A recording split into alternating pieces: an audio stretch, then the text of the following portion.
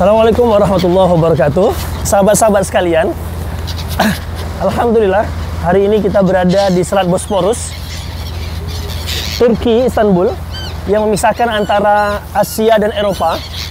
Dan kita tahu bahwasanya ini adalah kota yang sangat indah sekali.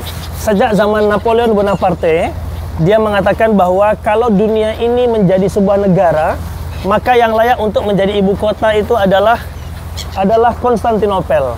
Dan alhamdulillah Konstantinopel adalah bagian dari apa yang telah baginda Rasul sabdakan, la tuftahanal Konstantiniyah fala ni'mal amir amiruha wala ni'mal jais zalikal jais.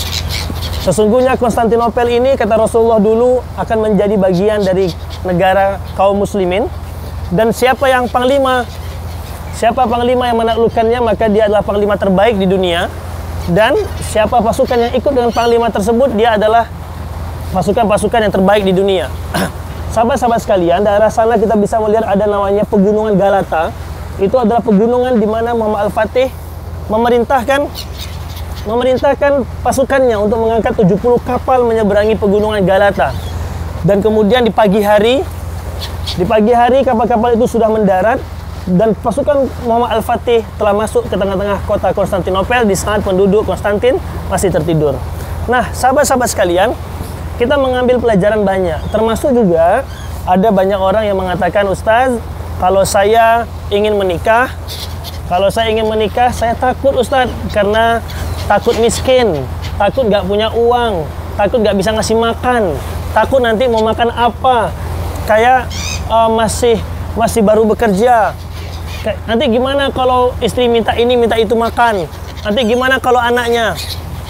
Sahabat-sahabat sekalian, lihat tadi, burung camar, mereka bisa terbang, ceria, mendapatkan makan, dan lain sebagainya.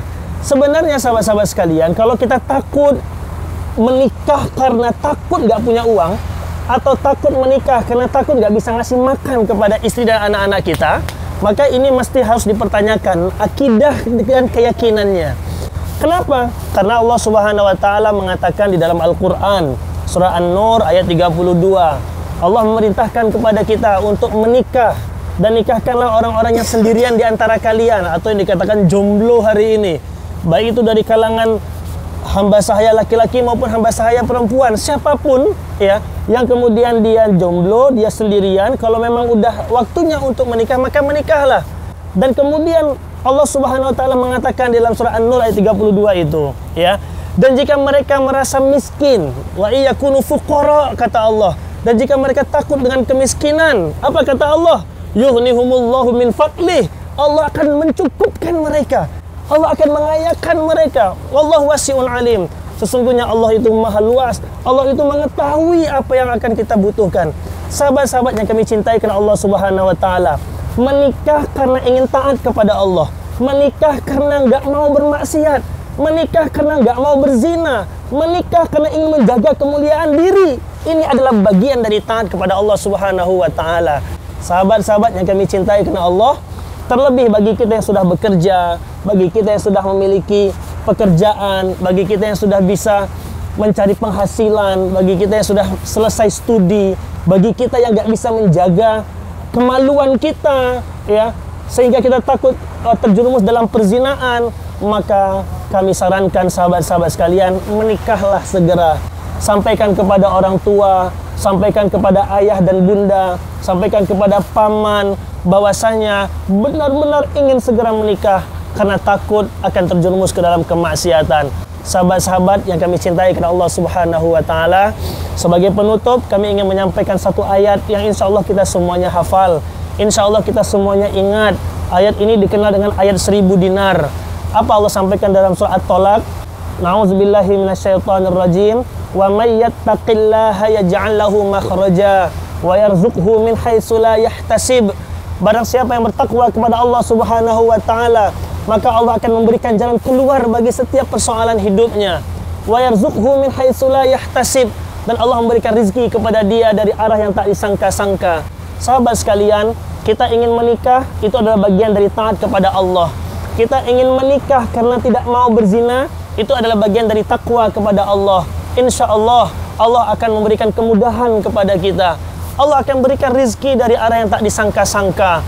Coba perhatikan sahabat-sahabat sekalian.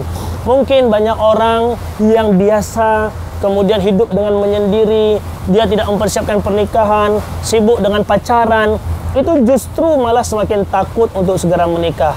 Akan tetapi kalau dia yakin kepada Allah, walaupun dengan keterbatasan yang dia miliki, tapi dia yakin Allah kasih jalan keluar, dia yakin Allah akan kasih rizki dari arah yang tak disangka-sangka, maka dia akan melangkah dengan mantap walaupun memulai dari yang sangat rendah dengan pasangannya. Mudah-mudahan video singkat ini bermanfaat sahabat-sahabat sekalian.